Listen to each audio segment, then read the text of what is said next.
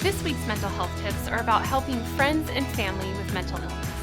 Hi, I'm Angela. I have a husband with bipolar 2 disorder, my kids have ADHD, and I myself have struggled with depression.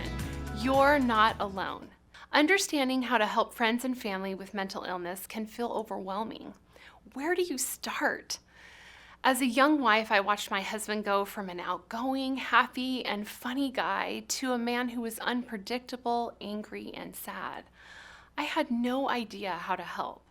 I wish I would have had someone to just guide me on how to build a collaborative relationship with Michael from the start. Dr. Xavier Amador developed LEAP. There's a link in the resource notes below. LEAP is a system for communicating and collaborating to solve problems with a loved one with a mental illness. So it includes this sequence. Listen to understand the person as they're telling you about themselves and their experience, and then reflect back what you've heard without your opinions and ideas. It's really hard, but it's so worth it. And then empathize.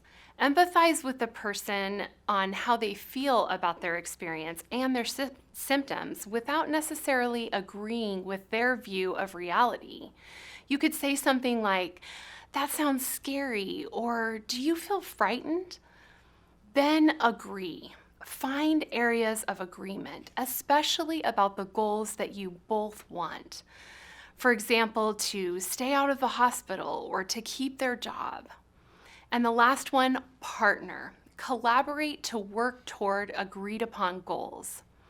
This might sound difficult to do, and I get that. My natural way of addressing a problem is to say, look, this is what you're gonna do because you need to do it.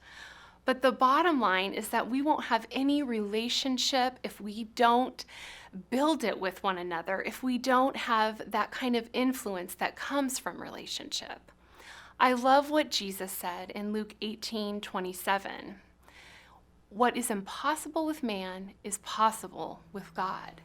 Now, Jesus was talking about salvation in this context, but we can also remember God's character trait of omnipotence.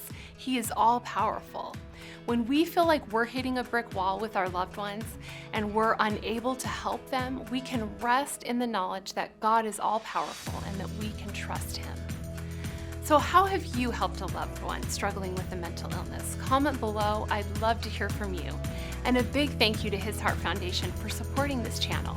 If you want more in-depth mental health information for you and those you love, check out mentalhealth.academy today. Are you or someone you love or work with struggling with depression? One of the biggest things keeping you from a thriving relationship with them is understanding what depression really is. Have you found yourself asking Google or reading blog after blog, trying to figure out how depression is affecting you or the person you care about? But there just seems to be either too much information or it's like reading a college textbook from a psych student. This need is why we at His Heart Foundation created Mental Health Academy, a place where we give you the big picture understanding of what depression is through video courses featuring Christian counselors who specialize in depression. We know and understand that a clear picture of depression will give you the confidence and comfort in your depression or in the person you care about. After taking this course, you will have a new confidence in yourself and in working with those who have depression, and you will see your relationships soar.